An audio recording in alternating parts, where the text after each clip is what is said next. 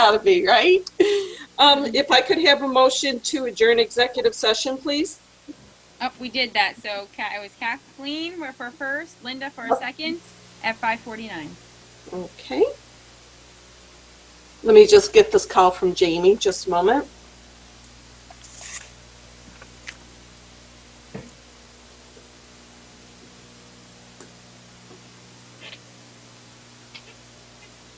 I don't think we're ready for that yet. Could I now have a motion to return to regular session, please? I'll make that motion. Second?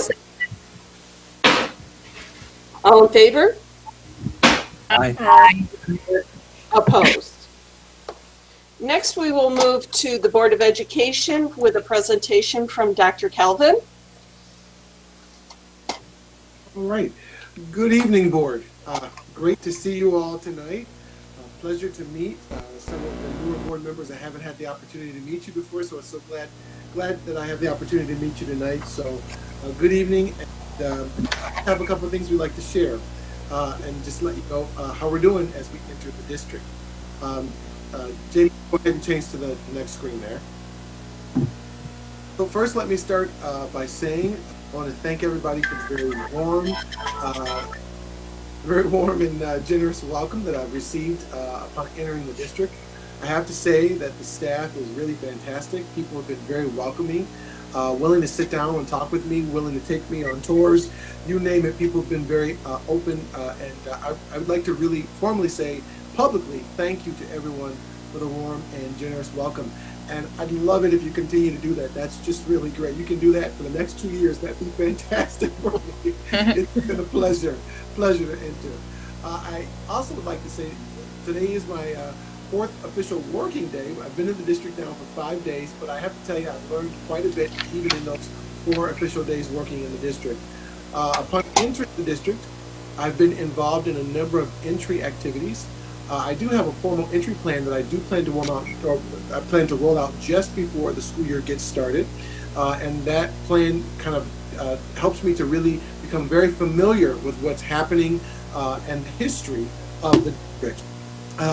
In terms of the plan, there's a couple parts to it. So the first part is a thorough review of the district's data, its policies, and its procedures and regulations. And in doing so, I'm looking really at the qualitative and the quantitative data from the district so that I can really become very familiar with the district.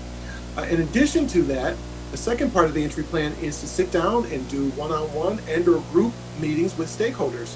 These meetings last, for the most part, 30 minutes to about an hour. And during these meetings, we have the same exact guiding questions for each meeting. And what are those questions? Well, the first question is, tell me a little bit about the district's strengths. Tell me about concerns or things that you think we need to work on in the district.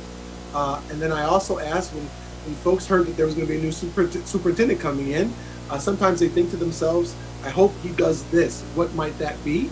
And then the last question I ask is, we're learning about the new superintendent coming in. Sometimes people say to themselves, I hope he doesn't do this. What might that be? So those are the 4 guiding questions.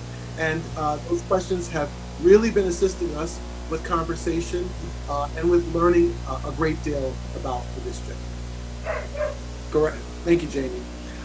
So far, I'll share with you, I've met with a number of stakeholders and I've been reviewing a lot of information. Day 1, I started right out the gate with Dr. Goulet and also Karen. Both, I want to thank them quite a bit. They gave me a lot of information, a lot of learning on that first day. And then also I've met with various central office administrators over the last couple of days. The entire cabinet I've had the opportunity to meet with. Jamie also spent some time with me on day 1. Thank you, Jamie. And then I also have had the time to meet with pretty much all of the collective bargaining leaders. Earlier today, I met with ACTA and then COESA earlier today. AAP I met with last Thursday. And CSCA, I have a meeting scheduled for next week, Tuesday. All of those meetings went extremely well. I learned a lot from each of those leaders about the district, and I'm very thankful that they took the time out to really sit down and talk with me. I've also been out and visiting a number of the schools. I've been to Minetto, the high school, the middle school, Lighton, the transportation center, the bus garage. And I have 3 additional visits that are scheduled for up until the end of this week. So I'll be out at Fitzhugh, Kingsford Park, Riley, and then I'm going to be also going over to the warehouse before this week is out. My goal is to make it to all of the buildings, to get to see the sites and just kind of learn firsthand about those sites. It's been great to kind of put what I've seen in the building condition survey to kind of really seeing it in front of me in terms of in the buildings. I've also had the ability to go out and look at the capital construction sites. Dean did take me on the tour to see some of the construction as it is occurring. And then, in addition to doing all of those things, we've also been able to really go through, again, and look at the qualitative, some of the qualitative and quantitative data that's there that we have now in the district. And in looking at that data, here's what we've kind of looked at. We've spent some time looking at the last 3 years of outcome data for the district. We've been looking at district contracts, and I'll show you some of those in just a moment. I've been able to review the 2015 Comptroller report and recommendations. We've looked over thoroughly the building condition survey, especially that's been very helpful to help me to understand some of the work that we're doing now with the capital improvements, the budget calendars, public information and presentations around the budget, external and internal audit reports, various district policies. I've spent some time looking at the district's school technology plans, the athletic contest information data, the human resources information. One of the things that's been really great is I've been able to go through and thoroughly review our onboarding process, benefits information, the teacher and staff evaluation tools and protocols that we are currently using within the district, and also staffing charts, seniority list, collective bargaining contracts, and also the district's organizational chart. So let me also make sure I take a moment out to say I want to thank all of the central office administrators because, and Karen, thank you so much, Karen, because when I came into the district, Karen asked me, is there anything that you'd like, for us to get for you? Are there any items you might need? So I said, sure, I have some things I'd like to, some meetings I'd like to set up, and also I have some information I'd like. So I gave her this list, and the list probably had maybe 40 or 50 names on there for meetings I'd like to set up, and it had probably 80 items on there for information to look through. And she's been really good, and the administrators have been really great with turning those items into me and helping me to get through reading those things. So thank you all very much. Now, in terms of contracts, we have, from what I counted, we have about 101 contracts. And I had a chance, Nancy gave me all of the contracts. So over the last week and a half, I've just been taking my time working through each of them. Here's a list of a bunch of them. I listed them all in alphabetical order. We've got everything from Head Start supports to insurance contracts, contracts with our architects, you name it. Jamie, you can go on to the next page there. And these are all, here are the contracts and what those contracts are about. You can go on to the third page there, Jamie. So these are all of the information items that I've been really plowing through and just trying to really read. The goal is to make sure that I have a thorough understanding of the district's standing in terms of its business contracts and also some of the agreements that we hold very important to the work that we're doing with and for students. So, we're not done yet. We've got more work to do in terms of reviewing more information, both qualitative and quantitative. And just in terms of next steps, some of the things that I'm going to continue to work on is, well, one, I'm going to continue to meet with the rest of the administrators over the summer in the district. In fact, tomorrow we have a meeting with all of the administrators, so it would be great for me to see the whole group together throughout the day tomorrow. And then we're setting up meetings to continue to meet with the rest of the staff. My goal is to really, as we move through, up until the fall, I'd like to, anyone who would like to sit down and talk with me, that's from the staff, from the community, my goal is to be accessible and to meet with and to talk to as many people as I can, because again, I'm trying to learn as much as I can about the district. So we're going to really make it a strong effort. We're going to make sure that we get it done with respect to meeting with the rest of the district staff. We're going to continue to review district contracts and policies, procedures, regulations, our practices, and data. And also I'd like to, just so the board knows, I would like to sit down with each and every one of you and certainly you can do that one-on-one with me or in small groups, however you'd like to. But my goal is to learn from you about the district as well. In addition, I'd like to also, we're going to be starting in the next week or so with meeting with some of the political stakeholders also from the district. So we have a meeting set up already with the mayor from Oswego, Bill Barlow, on July 23rd.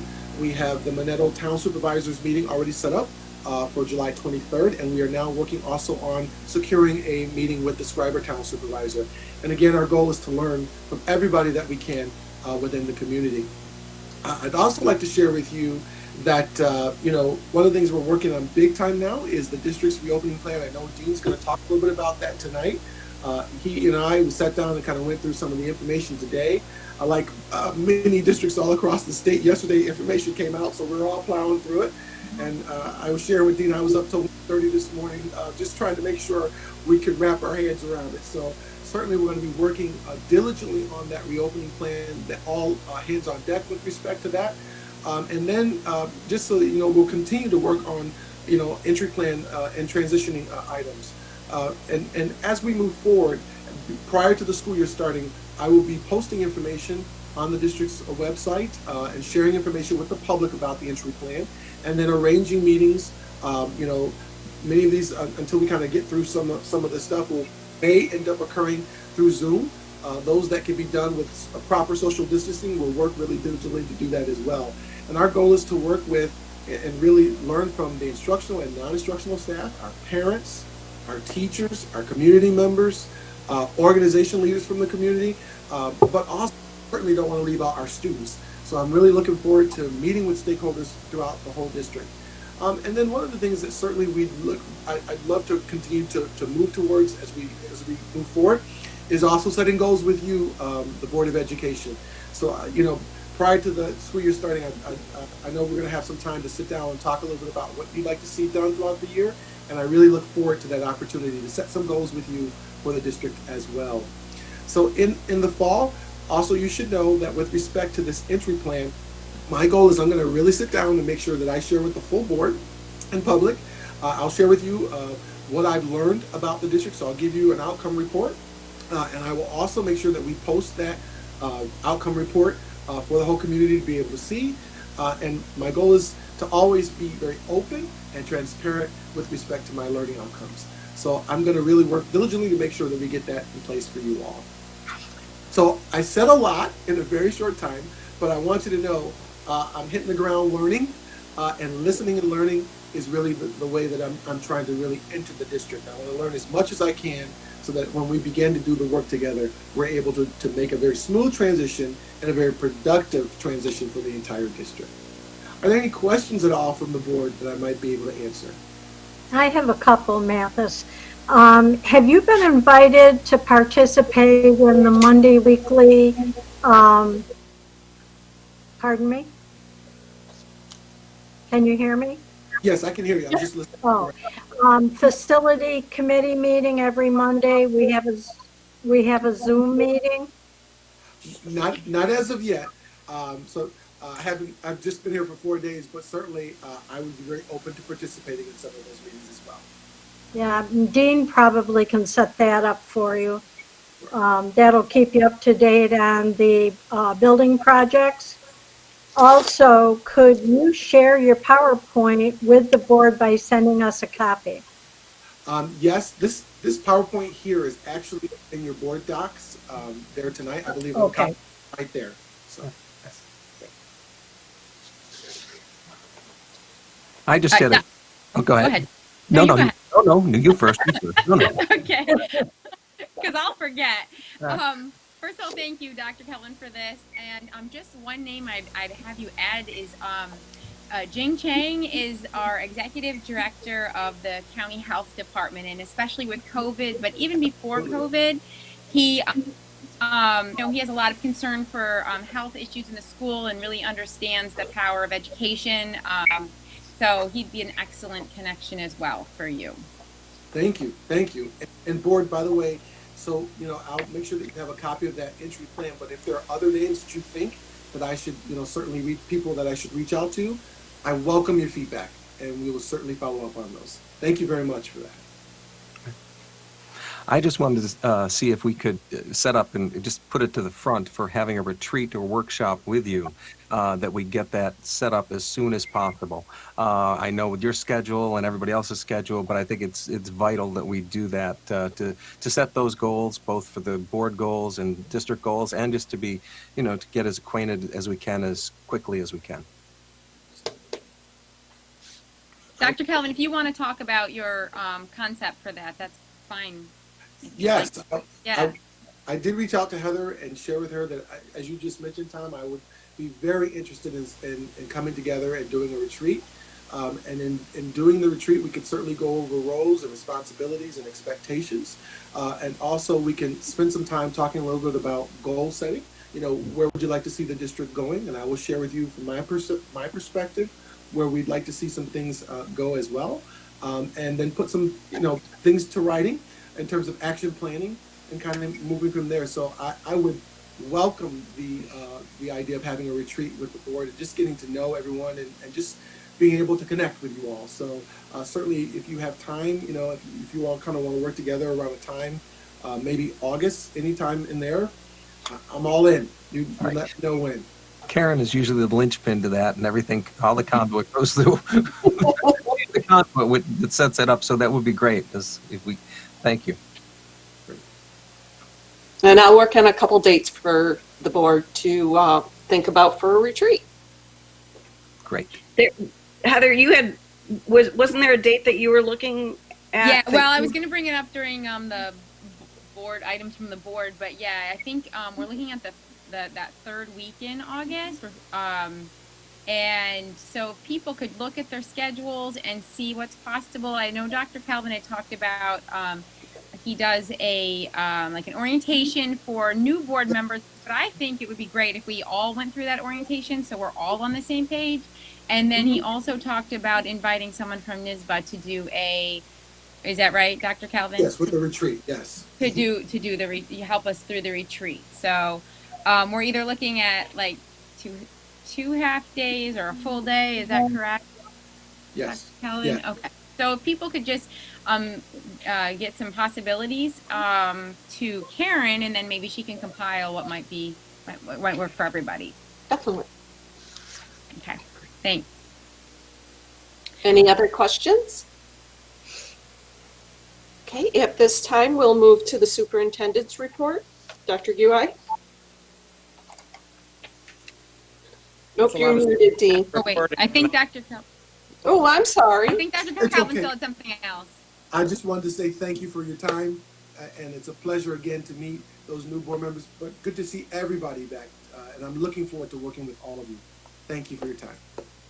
Thank you. Thank you. My pleasure. So as you know, Dr. Calvin referenced the reentry plan. It's been quite a week. As most of you know, the New York State Department of Health released its first document, which is actually a 20-some page guidance document which is considered interim guidance for in-person instruction for pre-K through 12 during COVID-19. So that is our first piece of significant data that really helps to guide our planning for our reentry plan. Tomorrow, there is a second set of guidance coming out from the State Education Department. A week ago, a comprehensive team from the county, from all 9 component districts, came together to start formulating ideas for our reentry, because we understand that the success of reentry in Oswego County hinges on levels of collaboration that are necessary, and particularly in areas related to high school scheduling and other things like that, because of shared services that we all enjoy through city BOCES. So I did invite Dr. Kelvin. He participated in that, and we have another one of those on Thursday, which will be a smaller group of constituent representation from the county to further that plan. I had a Oswego County Chiefs meeting today, and it gave the 9 superintendents an opportunity to kind of brainstorm and vent about the lack of clarity that came out of the first document through the governor's press conference. We have a high expectation that the guidance document that comes out of the state education department tomorrow will add a smaller path for us to follow in order to have a better understanding of what the expectations are. The health department guidance has been very helpful. I tore through it last night and was highlighting, and I was worried because the turnaround on this is pretty significant. But I called a meeting this morning with Carrie and Heidi, Mathis and I was relieved to know that we'd all done that. So we were able to put our heads together and really see a good path for how we or they would create the reentry plan. So the first next step is tomorrow we have an administrative council meeting, which is representation of all district administrators. Not only is that an opportunity for them, many of whom have met with Mathis individually or in our building tours, but for him to see the entire administrative council together to do some additional introductions. And then we have a program planned for the rest of tomorrow morning in terms of getting this plan started. The other document that's guiding our work is the readiness for planning tool that's provided by the CDC. Both of those documents have been distributed to district administrators for their review and highlighting before tomorrow's workshop. As you probably know, we will receive the guidance document from the SED on Wednesday, and on Friday, the New York State Education Department portal, which is the business portal where I will have to upload our plan, will open on Friday. And we're also hopeful that the step-by-step entry plan for the information will also help guide us in terms of relatively what it is that they're looking for. Because it's very vague and it's very complex. But we know that the entry plan has to be front-loaded with a lot of social-emotional learning. There are many expectations related to health and safety of students and staff. There's a lot of professional development that will be required of our staff in terms of identifying signs and symptoms of illness, teaching children how to be compliant with social distancing and face coverings, and a whole host of other things. It truly will take everyone working together to get this done. I felt very confident after our morning workshop with cabinet administrators and Dr. Calvin that they will get this done in the very tight timeline that is required. They will only have 2 weeks from Friday after the portal is open to complete the plan so that I can submit it to SED for review. And the expectation is that we will receive approval on our plan within by the end of the first week in August. So I'm acting as a consultant and a liaison for them, but the work will get done by the administrators that will be in place in the fall. So that's kind of a timeline of how things are happening. It's getting fast and furious now. Dr. Calvin will be on site more frequently now because this is a pretty monumental task that is before us in order to have it in place. We did get a lot of good information from the chiefs today in terms of what they're thinking of, because the requirements around social distancing in the schools and on buses is going to make teaching the way we used to teach very difficult. So you'll continue to get reports probably after tonight. The next reports that you receive on the reentry plan will come from Mathis, not from me. But I'll be working with them throughout the summer. So in 2 weeks, Dean, you're saying we should have, the plan will be in place. We'll know In 2 weeks from Friday, the plan must be submitted to the portal. Correct. Now, does that plan also include athletics and all of that? Is it all comprehensive, or is it just instruction? We don't know until the portal opens and we see what the template looks like, but we can make some we can surmise some things from the guidance document that came out from the New York State Department of Health, and that is I'll give you an example. Physical education and music will have to be in much smaller cohorts of kids who will meet more frequently in shorter durations of time, because the social distancing requirement for performing music, either wind instruments or choruses, in physical education where they exert themselves, and the theory is that there would be more, the breathing would be heavier, there's greater probability of droplets. So their distancing is 12 feet, where in a classroom, social distancing is required to be at 6 feet from students, from each student. So the actual building of what the instructional plan looks like has to be our first priority. And then after that, then we would move to school lunch service, transportation, and facilities to see how they can best support those efforts. So it's very complicated, but we both feel confident that this work will get done in 2 weeks.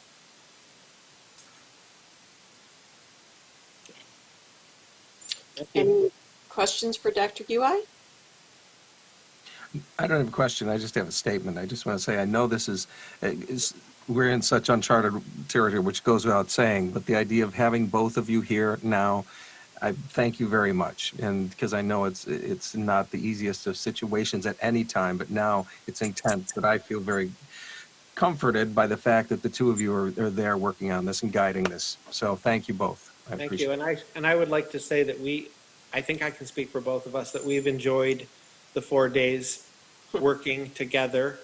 And it's been comforting for all of central office and anyone that's seen us traveling around the district together or meeting with Dr. Calvin individually or in groups. I think this transition plan was a good one. I would agree. So I have a question about engaging the public on this. In a previous conversation, you had mentioned survey going out to families. Oh, yes, I'm glad thank you, Jim, for bringing that up. The survey draft was completed earlier this week. I made some last minute changes to the survey to staff and the survey to parents today based on the guidelines or the guidance document that came up from the New York State Department of Health. We're going to make last minute changes on that survey tomorrow after SED releases their guidance, and we hope to distribute that survey to parents and to staff on Thursday or Friday. And that data will help guide us as we move forward. And we ask questions like, where did your child go to school? At what level of success did you find our online learning? What feedback could you give us for improving that? If all CDC, New York State Health Department, and state ed guidance is in place, will you send your child back to school? And if you do so, would you prefer online learning, a combination of online and in real-time learning? We're asking about technology device needs. We're asking about just a variety of things to generate some additional data to help guide the plan. So this is kind of a combination of taking the temperature on virtual learning as well as levels of comfort from parents that if all these things are in place, will they still feel comfortable to send their kids back to school? Dean, may I add one thing as well, sir? Sure. One of the things also, just to add to this, the Department of Health strongly has recommended in their piece that we received that we also engage with stakeholders as well. So we plan to have, our teachers involved in this process, several parent representatives, student representatives, Department of Health representatives, community representatives. So there is a task force that we'll have to pull together and make sure that we get input from all of those constituencies. So we're going to be working as a team on this pretty collaboratively, which I think would be nothing but a great support as we kind of move forward with this. So I just wanted to add that as well. Thanks. Yes. Any other questions or comments? Next is the consent agenda, 2 items, minutes of the reorganizational board meeting of July 1st, 2020, and the special education report for July 14th, 2020. If I could have a motion. Move it. Move it. Second, I'll second. any discussion? All in favor? Aye. Aye. Opposed? Next on the agenda is curriculum with Carrie Plass. Hello. I only have one item. The item is the adoption of the plan for special education for 3 years, 2020 to 2023.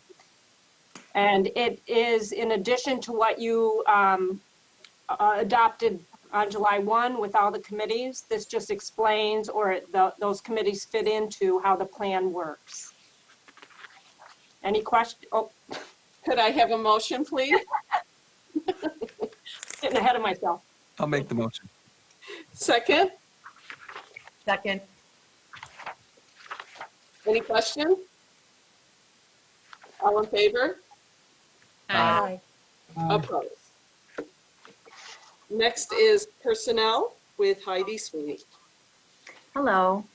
A, administrative retirement, Patrick Wallace, Oswego High School.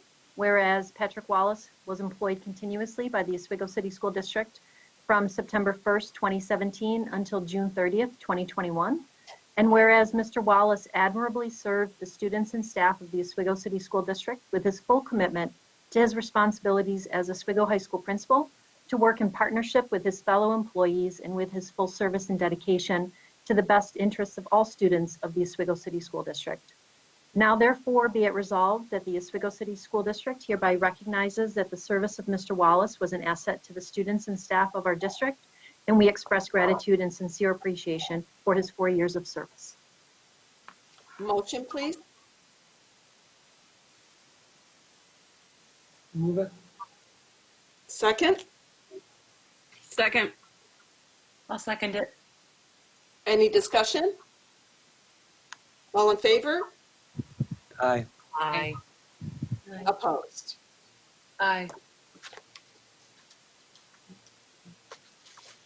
Lisa, were you an opposed or were you an aye? Lisa? I wasn't sure if you were a delayed aye or. I was an aye. Okay. Okay. B, professional staff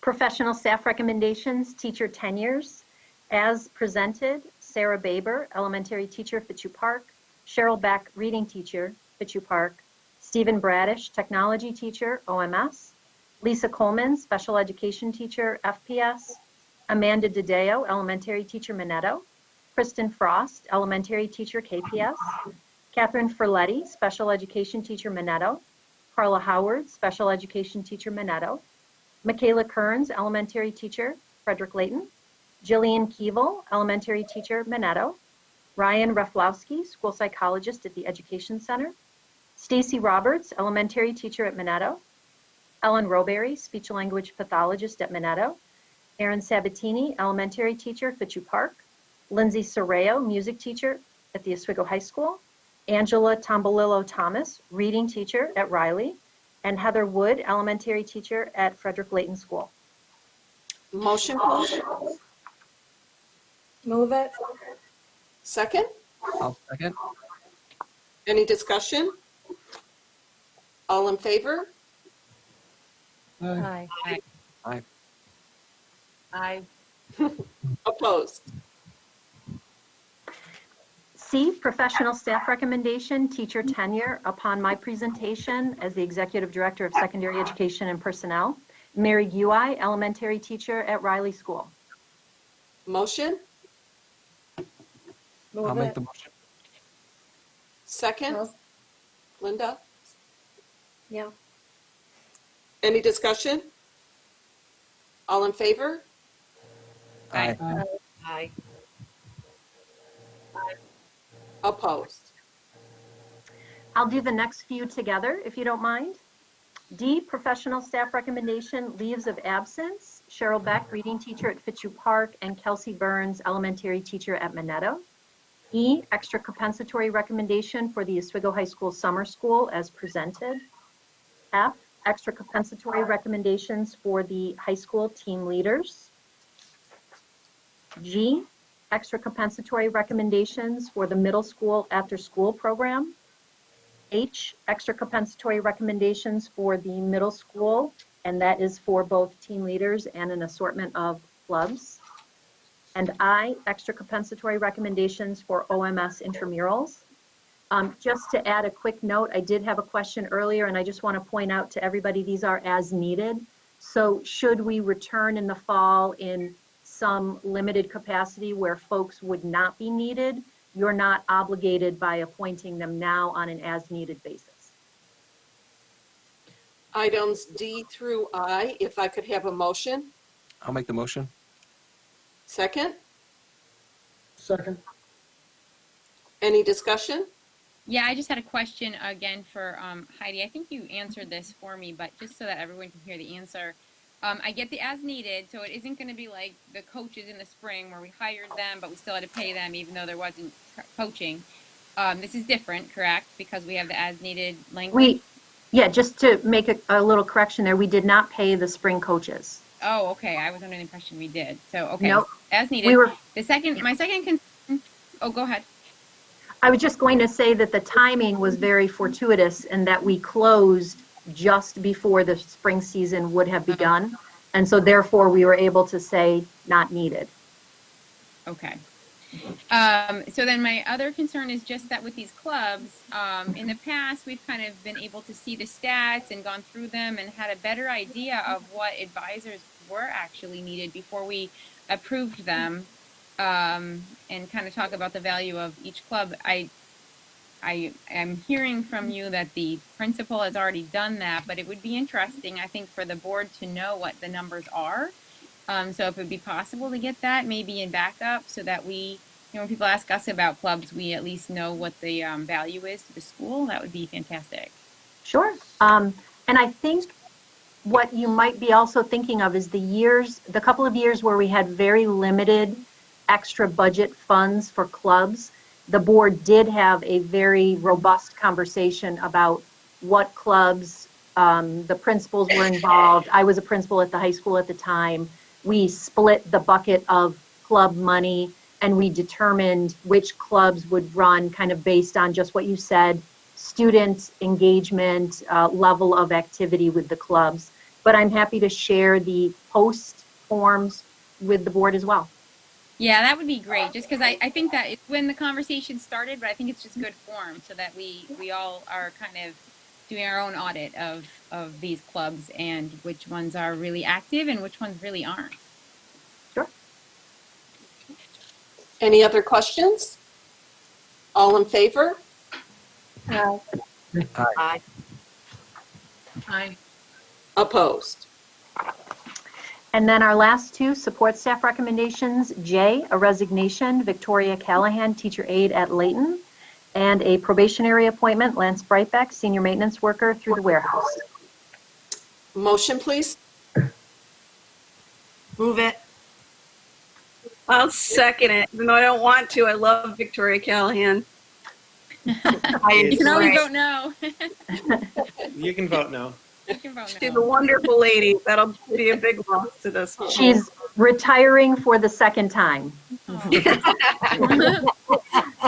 Well, aren't we lucky to have her for her second career? Absolutely. All in favor? Aye. Aye. Opposed? Next is finance with Nancy Squires.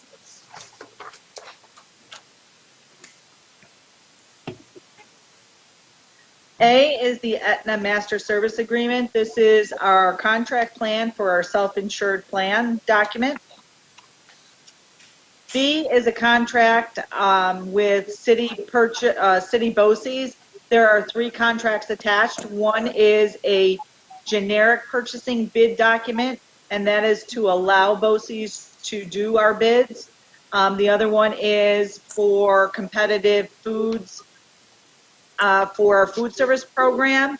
And the last one is a purchasing resolution as well. So there's 3 that were attached for that. C is a contract with OCM BOCES for our Centrex services through Verizon. This is a 5-year contract and it is renewed annually for $8,610, and this is for our phone lines. D is a contract with 4 Winds Tutorial Services. This is for students that are placed into Four Winds for medical reasons, and we have to pay for tutoring services for them while they're in there. E rather, is an MOA with Heather Haskins for summer literacy remediation, and this is for Trinity schools. And this is paid for our Title I funding, which flows through our district to the non-public schools. F is an MOA with Rebecca Flack for the summer literacy remediation for Trinity Catholic as well. Both of them are at a rate of $40 per hour, not to exceed $802 each. G is our annual service agreement for Omni, and they are a 403B, a third-party advisor, and that contract is for $2,436. And I'm going to stop right there. Okay. So items through G, if I could have a motion. I'll make the motion. Linda, I have you first. I'll second it then. Tom, second. Any discussion? My only discussion is currently our summer literacy classes taking place at Trinity, or what's the status with that right now? Do we know? Carrie, can you answer that? Not at this moment. They were going to do online, but I don't know if they started yet. Okay, so if not, that would just flow through then to, because it's a grant. If the amount doesn't get paid out, Yeah. because of COVID this year, 1920, their funds will go into next year. And it'll stay Trinity's funds, not it won't come back to us. Got it. Okay, I just was curious as to what was happening. I had a question about the Verizon contract. I was just curious if that was $8,900 for the year or $8,900 for the 5-year contract. That's each year. Okay. Any other questions? All in favor? Aye. Aye. Opposed?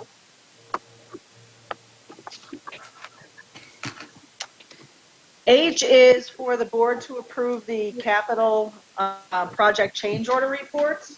You should have 2 reports in front of you. The first one is for phase 1. And for phase 1, there were, one moment.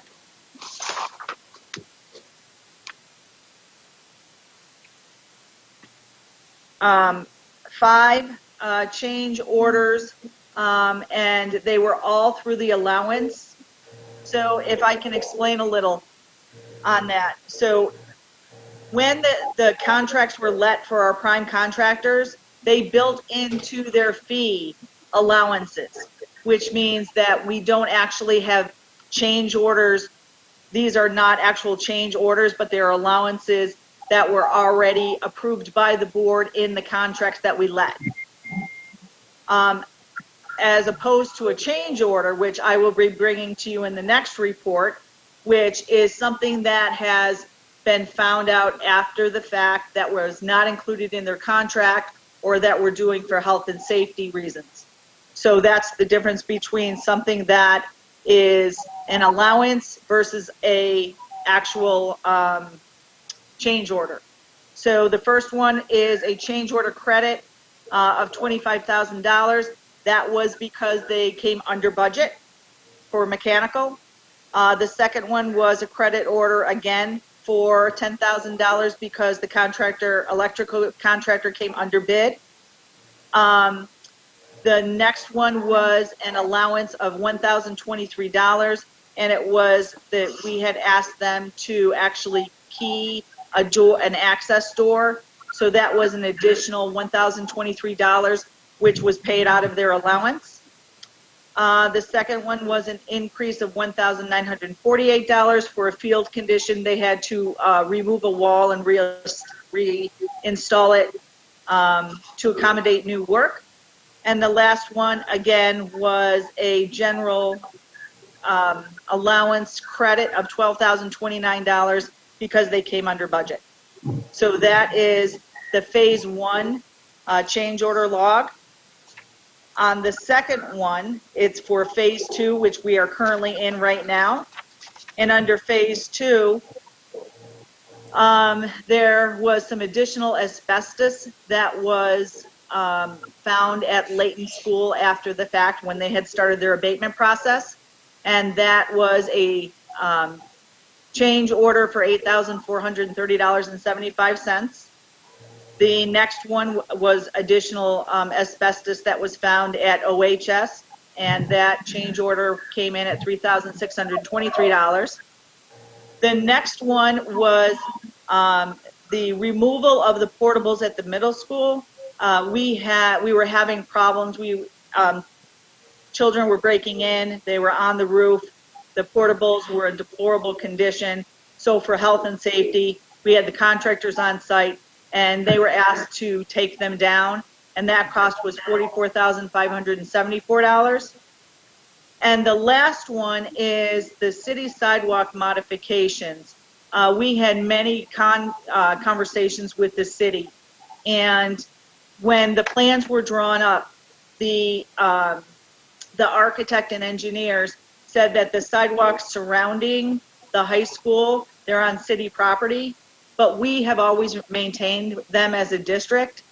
And so they were designed per city standards, which are smaller than what we would have liked.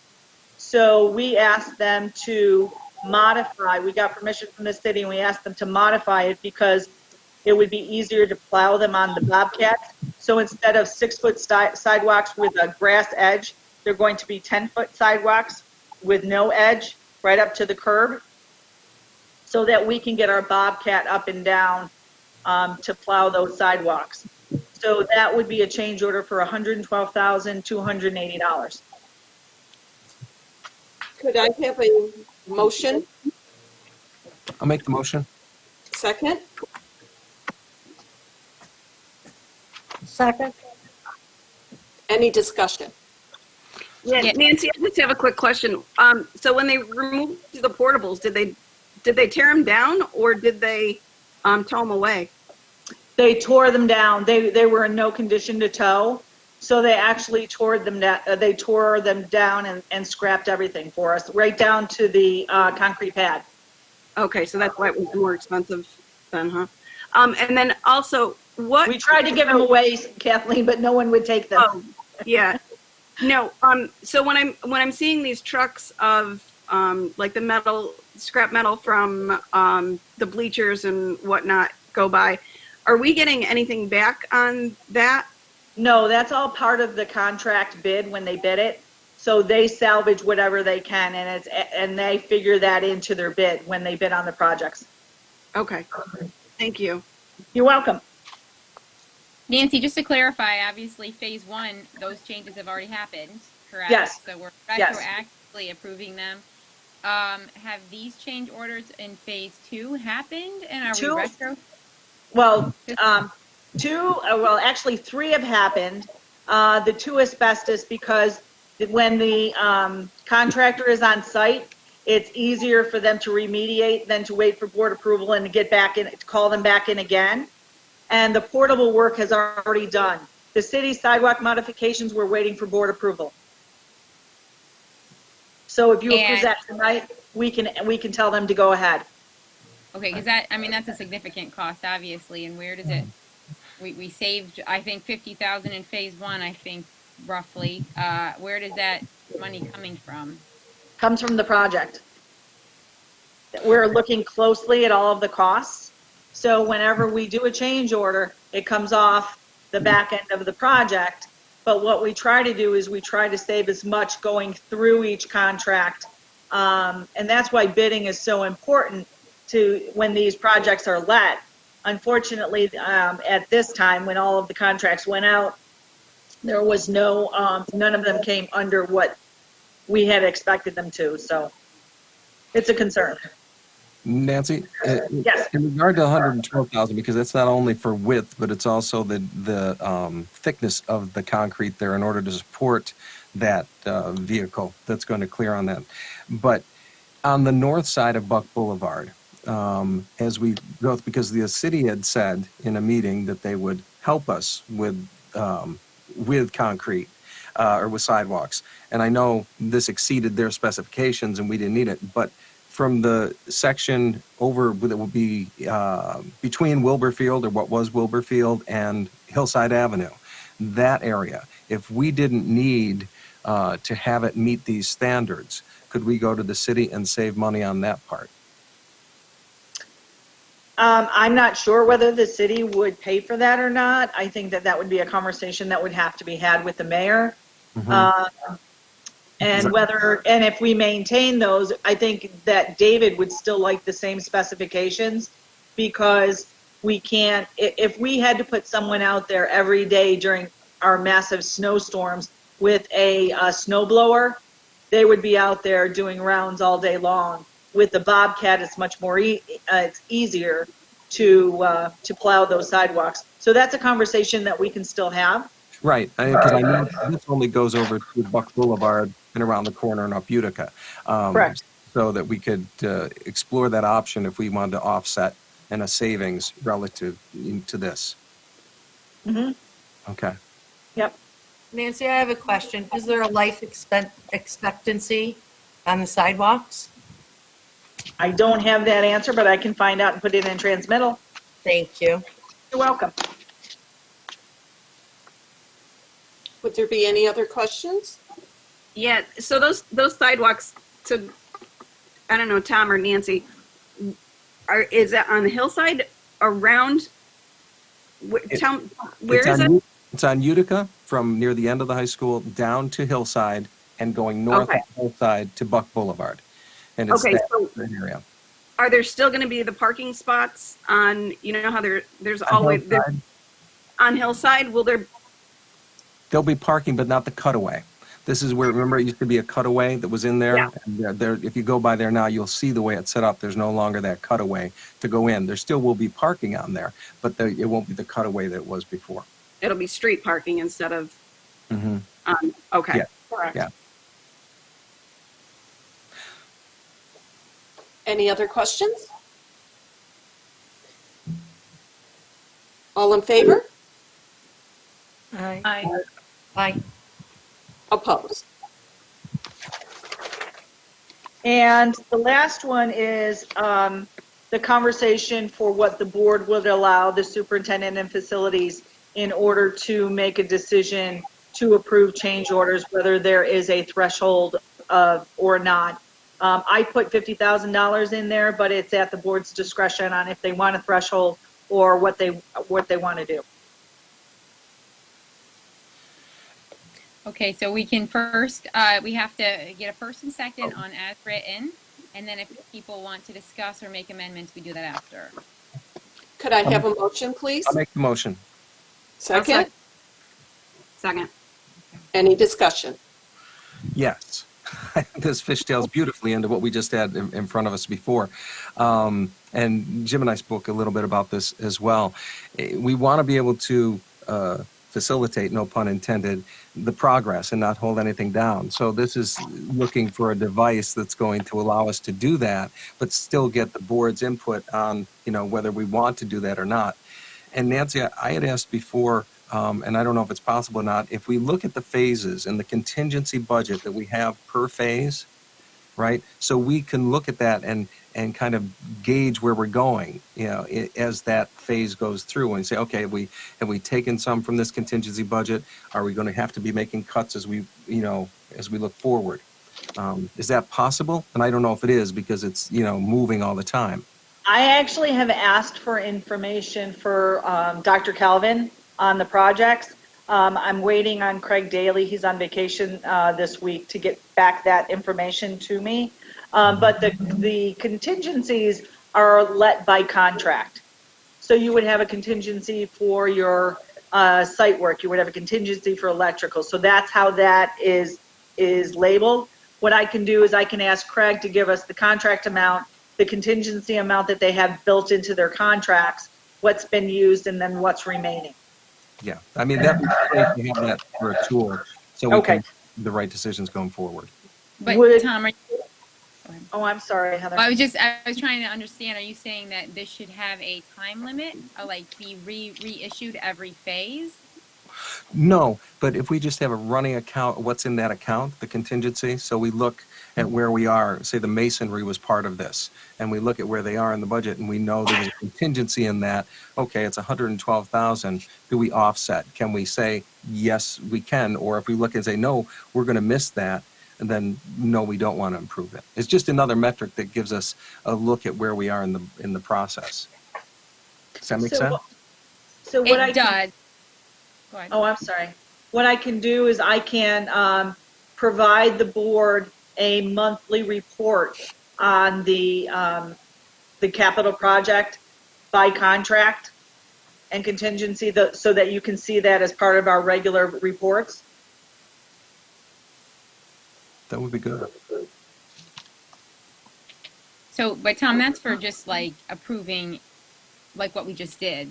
For this resolution, though, what you're talking about doesn't have anything to do with setting the quantity, right?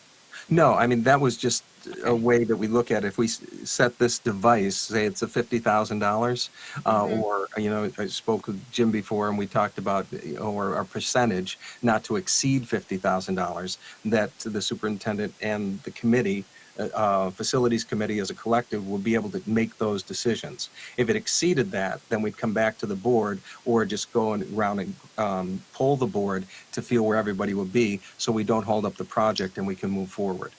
And that number can be wherever we set it. But I'm just saying, if we set up that formula, it would allow us to not hinder the project, but be smart as far as budgeting goes.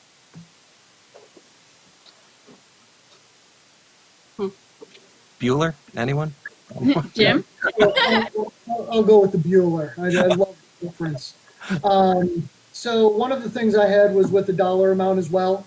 You know, when I think about $50,000 in the scheme of the big picture, it's not as much. But as you break things into smaller pieces, if it's $1 million piece, it's 5%. But if it's a $100,000 piece, the 50,000 is 50%. Just a raw number to me isn't as useful as looking at it as maybe a percentage up into a raw number. So when I looked at the contingencies from when this was originally proposed to the public, you know, there were two different scales. One was a 10% and one was a 20%, and one was more taking contingency. The other one was taking into account inflation, as I understand it.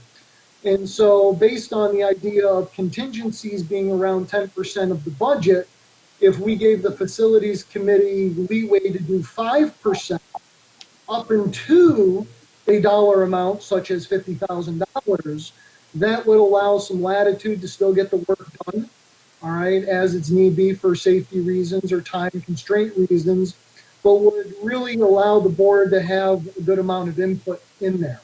Again, because, you know, $50,000 as a raw number only matters to the scope of the project.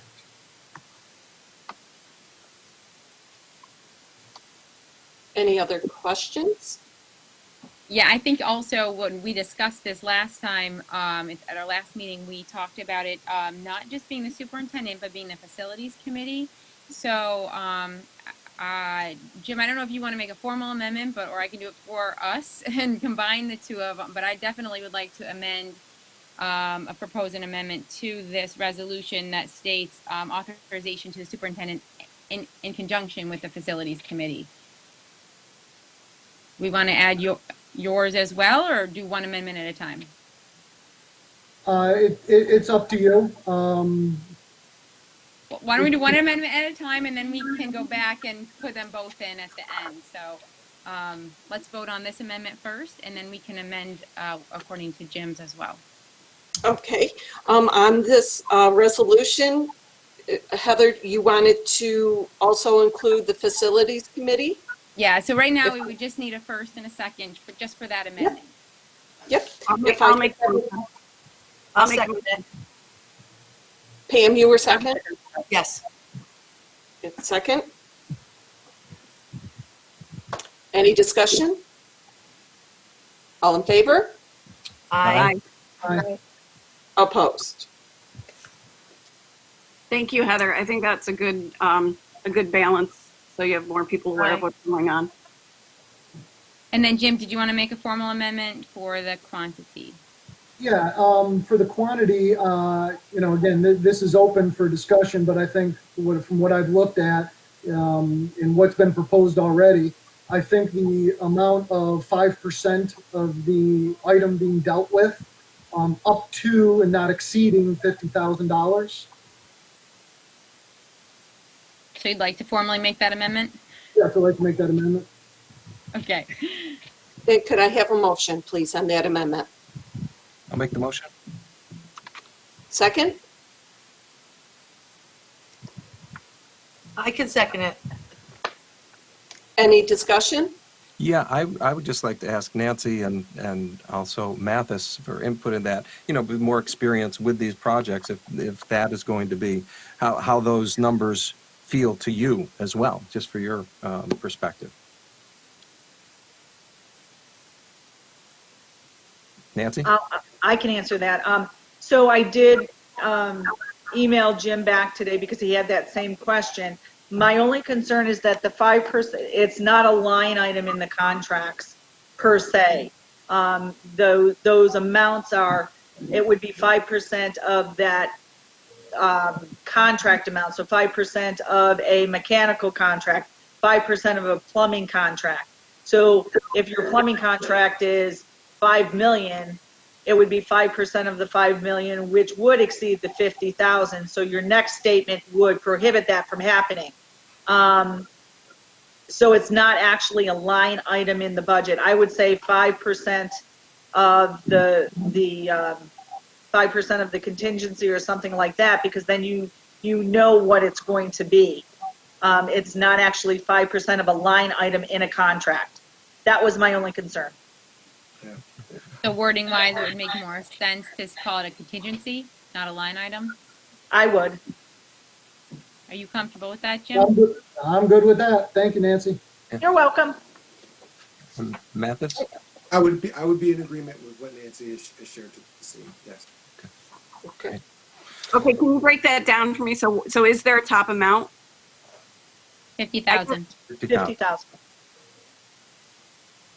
It's not to exceed I 50,000. understand that it's a huge project. I guess and I'm one of the facilities committee now, but I don't know that I'm comfortable with 3 board members making a decision with that kind of money without input. I think we've all been pretty flexible about, getting together for quorum in the past, and, why can't we just do a quick Zoom meeting if there's a change order that, needs immediate attention?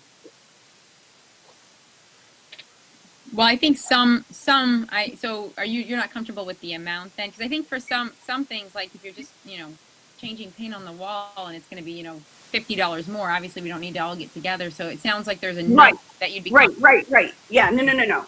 You'll feel better with a lower number? Otherwise, there's no point in a facilities committee if we're going to agree. But I think it should be a lower number. Okay, facilities. What number would you be comfortable? Yep. What are you comfortable with? 25 or 30? Well, I think sometimes it's, it kicks in at that 50. I think on a project this size, again, if it's going to be in slowing down in any way, shape, or form, if we can, as a facilities committee, if we have, and you have that trust in us, and we go and we say, all right, we think it warrants polling the board. Can we just do a quick poll as long as we don't impede it? Can we do it as opposed to having a meeting and a Zoom meeting, but can we do a poll of everyone and basically find out where everybody's going to feel on that before we proceed? I think there are times, like in the case of the item right before this, 3 of the 4 items would have been fine and triggered and gone through. It was just that 4th one, which exceeded. So I do think, we can set a number lower if you'd like. I just don't want it to be something that hinders the progress, because that costs money as well. If we have people standing around and they're there and ready to move. So there's sometimes I think we have to use our best judgment and we'll sit there and say, okay, and if you guys don't feel comfortable, Linda and Kathleen, then we say, okay, let's put a pause on it. Let's get a poll real quick. but we have the capability to go to 50,000. Jim, I didn't did you say ask- that 50 came from Dave Crisafulli too, that was where he was comfortable, he felt was the number? No, I think it was in the past, David referenced that was a number that had been established in the past. So it's nothing, I don't know if it's written any place at all, Nancy, is it? I don't believe. It is not, and actually, I also talked to our architect and our construction manager on if they thought 50,000 was reasonable, and actually, they both thought it was low. So they said that other school districts that they work with either don't have a threshold for an emergency work that goes back to the board, or it's set at a higher number. Well, they don't live in Oswego. I was going to say, not having one is crazy. Well, yeah. Well, there's time for, I'm just reporting, I'm not agreeing to any of those. no, but I mean, sometimes it's emergency work is one thing, but then there are other issues that are like, okay, it's not emergency. We have some time. Let's get some, get a sense from the board. And their point is when you have the contractors on site Yeah. and they're there and they can continue to do the work, it's going to be less costly for the district than to have them pulled off a project and to come back. Right. That's right. Mathis, you were saying the same thing. It is. 'Cause- Yes, I would agree. And sometimes, it depends on also what's going on. Like you just talked about an asbestos abatement, you can be in the middle of work, you start to pull stuff down and you notice that there's a huge asbestos issue. Sometimes you can't wait on some of those things. So, I understand what she's talking about. Right? But I also agree with Tom saying, hey, there are some things that this can wait. We can talk to the board about this, but this is really for those emergency change orders. Am I correct, Nancy? Yes. Right? Okay. Like I the certainly- sidewalk. I mean, that's a huge amount, and that shouldn't. That's not an emergency. No. No, and that's why we brought it to the board first before that was approved. The work was approved. I mean, So I'm just one. I'm one of 7, so nobody else has spoken up. Is there a number, Kathleen? I understand what you're saying, and I think it's a good point. Is there a number you're thinking, though? I mean, I just don't feel like I have enough experience to set a number in my head. Right, I don't either. I just think 50,000 just sounds high to me. It's a teaching position. That's the way I'm looking at it. I know it's 2 different buckets of money. It's 2 different budgets, but You know what we can do? What we could do is set it at, according to Jim's recommendation, and then if down the road, things are happening and changes are being made left and right, and we're not feeling very comfortable, we can always revisit this resolution and change it. Yes. I you can't- agree. okay. That works. Okay. Okay, so our So- vote right now is on, sorry, Karen, to jump in front of you, but on No, Jim's amendment. no. So it's the second amendment, 50,000 metric. We're voting on the Second Amendment? If, all in favor, I guess is what I need. Aye. Aye. And opposed. Next is the student, We have to I'm now sorry. go back, to the unfortunately, original. to the original and vote on it as amended. So you can include both those amendments in there, and we're now voting as amended. Can I add one more motion for one more amendment, please? Sure. We're still discussing. I don't think this will be a difficult one. Just at the end of it, I'd like to tack on language that any changes approved by the facilities committee is reported back to the board at the next meeting. Absolutely. They would come back anyway, Jim. Okay. Well, it's They- just not written there, so I'm making that motion. Okay. That's fine. He can make the motion, and we can just make sure it's there. So he's going to need a first and a second on that amendment. just want to write that down over here real quick. If I could have a motion on that amendment to bring changes are brought back to the Board of Education. Could I have a motion? I'll make that motion. Second? Second. I'll second it. Any discussion on that? All in favor? Aye. Aye. Opposed? Now back to the original resolution with the 3 amendments added to it. If I could have a motion, please. No, you don't need that. We've already first and seconded it, so all we need now is discussion and vote. Okay, I'm sorry. Any discussion? Karen, can you just read it to us? I can do that if you like, Kathleen. Go ahead, Nancy. Okay. Nancy's got it. I'm still writing. That the Board of Education give authorization to the Superintendent and Facilities Committee in cases where changes require an expedited review in order to maintain schedule, quality, and program requirements of the district, and to minimize the possibility of delayed claims from contractors, delays in procurement of materials and/or district interest, as well as for health and safety concerns, to approve change orders up to 5% of the contingency amount not to exceed $50,000 without board approval, and that all change orders will be reported to the board. Excellent job. Thank you. You're welcome. All in favor? Aye. Aye. Next on the agenda is the student representative discussion. I did talk to Zeta Olson yesterday, and she was not able to make tonight's meeting, and she was wondering if she could start September 1st board meeting. Would that be okay with the board? Yep. She can have the summer off. Okay. Next is the capital project updates with Tom Chapa. So, just bring it up to speed for those who've been watching the project go.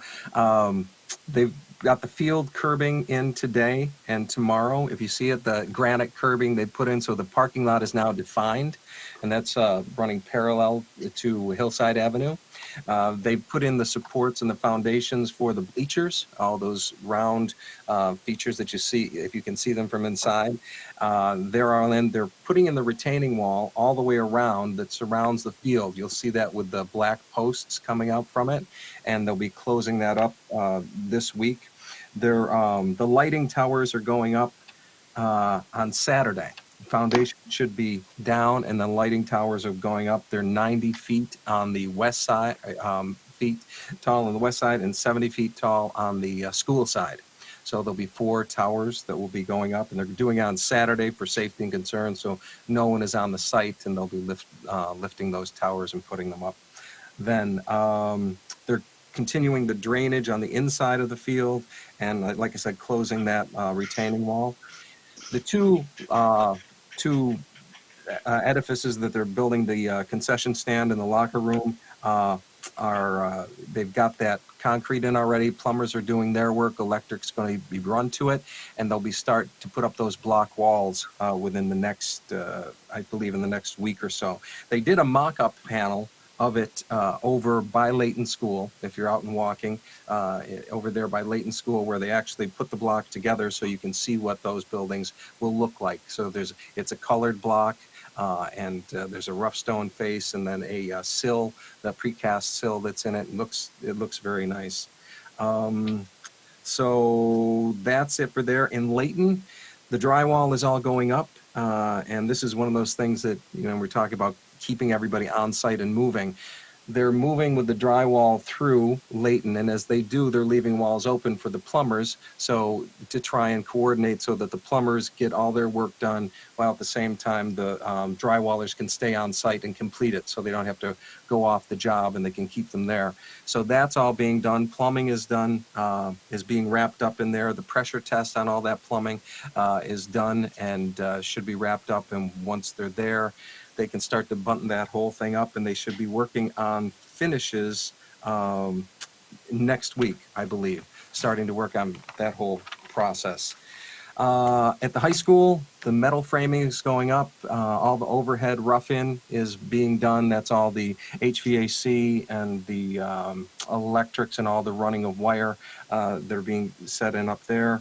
Let me see. The middle school, they put in all the what they call housekeeping pads, but they're concrete pads in the boiler area, and they'll be setting all that equipment up and finished before Friday. So they should have that done in there before Friday. So all the pumps that are going to work with that new boiler system are going to be in there and set and placed. It fits you about 2 to 2.5 weeks to finish the roof over there, and they're starting Kingsford this week. They've already set their material and put the material, staged it over at Kingsford. Let's see if there's anything else that's going on. There's a hydrant move, and this is where we talk about two things. We get a credit on that hydrant, that fire hydrant that we don't need over at that field, which will be moved over to the middle school, and we'll utilize it over there, but we get a credit on it over at that site work. But that does lead me to a question. There's one of the things we've talked about, and I think I wanted to bring it to the board. I mentioned this at the meeting on Monday. We had originally looked at putting turf in over at, excuse me, not turf, sod on Wilbur Sod. Field to expedite the ability to get kids back on the field sooner, right? It's using sod versus seeding it, right? It is an additional cost to do that. It would be a change order and an additional cost, but it was expediting with time. So now it comes down to, is it as vital now in light of everything that's going on, or is it something that we hold on and go with seeding? The recommendations are to go with the sod in terms of how quick it is, how it's, I think, stronger and better all in all. But it's one of those things that I thought we should discuss in terms of whether we go with seed on it or whether we go with the sod. Well, is the change over $50,000? It is not. It is not. But I mean, I don't believe it is, Nancy. It is not. I think it's right around there, but it's coming out of the contingency again. It's not a change order. Okay. Oh, so I'm sorry. Then that's my mistake. It is not a change order. Okay. Well, That was my understanding. okay. In light of that, I have no issues with it then, and I think my recommendation would be that we do it. If it were a change order, I think it's something we should give more thought to. If I'm mistaken, it will come back at the next board meeting as a change order, but I'm pretty sure it was coming out of the contingency. Okay, because I know we had a limited window for that to be affected. And the previous time, when Sam and I were on there, we talked about it, and it made a lot of sense. Get the sod down, get those fields up and ready, both for physical education, extra space, and for the teams for practice, get them on there sooner. Because you lose a whole, not just a season, you may lose a whole year. And we're looking at not getting on that until 2022, was it? If we go with seed. If we go with the seed. Yeah, so it's a longer time and we can't utilize those fields. So in light of that, we'll check on that and see, but I just wanted to see what people thought. Okay, so that's So one thing I'll say as I'm wrapping my mind around all of this, although it may be considered contingency versus change order, any contingency is going to take money away from another contingency or change order in the future. So it's still just one pot of money, right? right. It's not a collective for the job. It's specific to that phase, correct? Or to that Yes. particular contract. Yes. That's correct. Okay. But Tom, you're saying the sod will actually make it stronger in the future, like into the future than planting seeds. Yes, yeah, because it comes with the roots already there in the grass and the sod when it rolls out, so it adheres better, it joins faster and quicker, and you don't need as long to get on it. If the growing seasons are good, you can get on it a shorter period of time.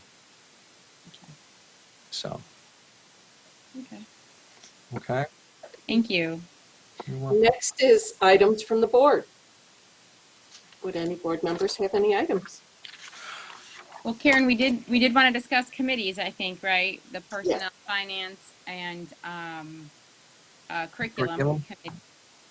So, our folks I personally would love to see those committees happen, but is everybody wanting to see those vetting committees happen? I like them. I like that. It helps a lot for me. I think we should, because, we didn't have it here the last couple times, and it's been difficult with personnel. Mhm.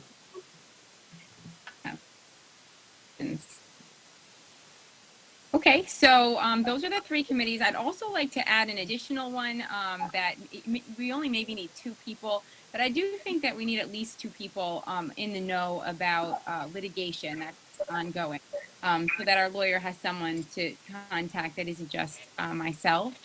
I think there should be an additional board member who's also in the know, that just knows what's going on legally in our risk management.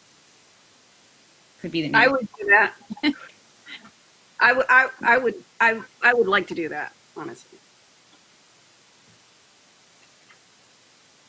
Okay, so that was easy, and then we can go back to the other 3. I'd like to be on personnel if I could. Okay, you guys can speak up and just say what committee you'd I'm sorry, like to be on. when do the committees usually meet? I'm sorry. So we can decide, once we get the folks on the committee, we can decide based on their availability. I know Pam, you have a hard time during the day, correct? Yeah, anything before 3:30 can be an issue for me, but anything after 3:30 is usually easy peasy. Okay, so how about Heidi and Nancy and Carrie? Are one of you more available maybe after 3:30? Doesn't matter to me. Doesn't matter. Yeah, okay, then let's just populate the committee and then we can decide after that on timing. I would be Is interested there in one you're curriculum. drawn to? Lisa on curriculum. I can do personnel. Pam, personnel. Yeah, and then we can meet. Heidi, would you meet after, in the afternoon for personnel? Of course, I serve at the pleasure. Thank you, Heidi. It would only be like 3:40. Okay. Doesn't take I long have- to cross the I bridge. have low blood sugar right now, so I could agree to anything. Oh, let's start asking. Get her a granola bar. All right, Tom and Jim, is there a committee you're drawn to? I'd like to go on curriculum if I could as well, this go around, if that'd be all right. Okay. I'm feeling a little lonely here. I know, I was going to say, it's so much fun, Nancy. I think it's fun. I can join Nancy also because that really is right up where I work with numbers. Well, I'm already on the audit committee. I am. I'm it sorry. kind of- I'm already on the audit committee, so it kind of makes sense to do finance. Yep. Oh, good. Yay, willing volunteers. So, Karen, can you tell us where we're at then so that I can figure out Sure. what still needs to be populated? Right now for curriculum, we have Lisa and Tom. Finance, we have Pam and Jim. And personnel, we have Linda and Pam. So we need one more person for each committee. Okay. I'd be happy to be on personnel again. Okay? So we need one more for finance and one more for curriculum. So I'm willing to do curriculum as well. I could do finance. Is Great. that Lisa? Lisa and Jim. So I have for curriculum, I have Lisa, Tom, and Jim. Finance, I have Pam, Jim, and Lisa. Personnel, I have Linda, Pam, and Heather. And litigation, risk management, I have Kathleen and Heather. Sounds Okay. good. And can I ask So a then- question? I'm sorry, Heather, can I ask a question on the litigation? Do you also want information on people that are suing us that goes under our insurance aspect as well? I would, yeah. Okay, If possible, because I just feel like we're kind of like out of the loop with a lot of that stuff, and I think we probably should just at least have an understanding of what legal issues we face and what we're Sure. dealing with. Yep. That'd be great. not a Awesome. problem. Okay, so Heidi, Nancy, and Carrie, would it be possible for you to reach out to your committee members and then develop a time with your group? Does that work out? Sure. Okay. Sounds good. Okay, and just to clarify, so the committees that we did last time, that was facilities, policy, what was the other? Didn't we do another? Audit. Audit. Okay. And I know that I stepped onto health and wellness one last year. I was taking Sam's place. Is that one still happening? It hasn't, we had stopped with COVID. We were having regular monthly meetings. As soon as school starts up, we'll get that one, back into action. Okay. Because I'm willing to stay on that one. Okay. And that was, there was only one board member on that one. Yeah. Yes. Right. I think you represent the district on a larger committee, right? Right. And to the board, the other one was the New York State School Boards Association, if Yeah. you're interested in joining this year. I think it's important for us to be involved. I mean, I don't know. I took advantage of a number of their seminars last year, and I thought they were very informative. And plus they give us the political power of working together when you go to Albany and to be able to work is with other units. So I think it's a great resource, and I would hope we would do it. But I want to weigh it against how many times. If people aren't going to utilize it, I understand it's costly. But I think for the trainings, for individual retreats, for all those things, I think it's very valuable. That's just my personal feeling and from my experience with it.